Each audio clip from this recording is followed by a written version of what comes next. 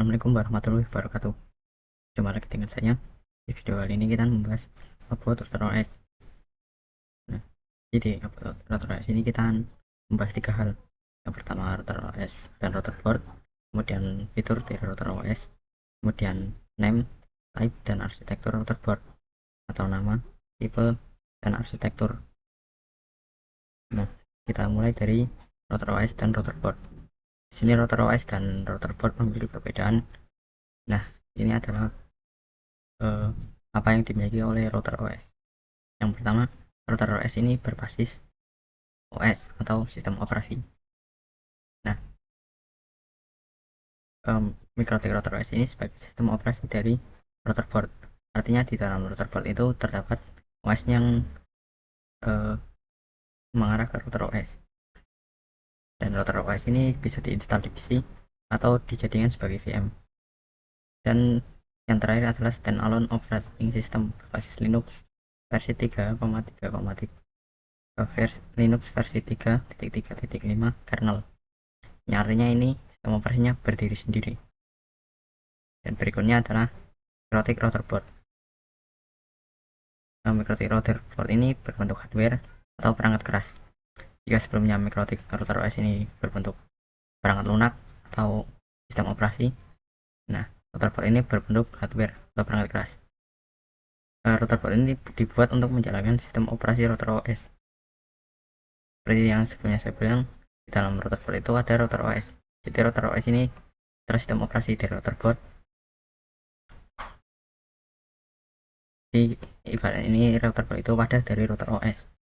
Nah, di sini segala fitur bisa terdapat pada satu perangkat ataupun dapat diperuntukkan khusus sesuai kategorinya. Kemudian tersedia mulai dari low end router sampai dengan high end router. Yang kedua adalah fitur dari router OS. Nah, ini adalah fitur-fitur dari router OS. Yang pertama adalah support 802.11a BGN AC Wireless Network. Yang kedua routing RIP OSPF BGP RIP NG OSPF P3. Kemudian firewall dan NAT fully customized Linux based. Kemudian ada cost atau bandwidth management. Kemudian juga point to point tunneling PPTP PPPoE SSTP dan OpenVPN. Kemudian juga fitur lainnya user management seperti DHCP, proxy, hotspot, radius, dan lain-lain. Kemudian ada toolsnya ada bandwidth test, torque, mapping, MRTG, dan lain sebagainya. Nah, untuk lebih jelasnya kalian bisa kunjungi link yang di bawah ini. Linknya ya https wiki.mikrotik.com wiki manual router OS _filters. Dan yang terakhir adalah name, type, arsitektur router board. Jadi di sini kita membahas nama, tipe, dan arsitektur dari router board. Setelah sebelumnya kita membahas router OS. Nah, di sini ada router board name. Kategori nama pada perangkat router board MikroTik berdasarkan tiga kategori. Misalnya di sini ada contoh RP751. Nah, 7 ini menandakan seri atau kelas router. Kemudian 5 ini jumlah port Ethernet yang terdapat pada router. Dan angka 1 ini jumlah slot ini PCI atau wireless. Kemudian masih router board name Word, OmniTIK, Groove, SXT, LHG, Dynadis, CAP, kemudian WAP, YAP, IEX. Exceptional naming. Nama disederhanakan dan disesuaikan dengan tahun pengembangan dan biasanya Ethernetnya lebih dari 9 port. Contoh RP600, 800, 1000, 1100, 1200, 2011, 3011, 4011.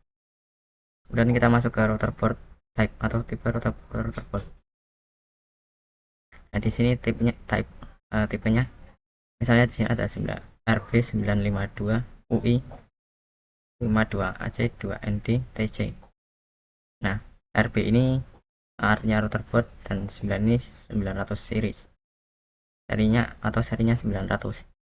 Kemudian 5 ini seperti yang saya bilang sebelumnya, jumlah Ethernet.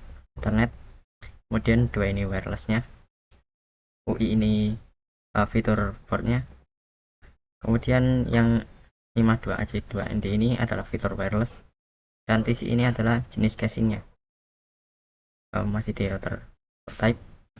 Kode lainnya terdapat pada router board, yaitu pertama U, support port USB. Kalau A, memori lebih tinggi dan level lisensi lebih tinggi. A, more powerful CPU. Oke, support port GB. S, support port SFP.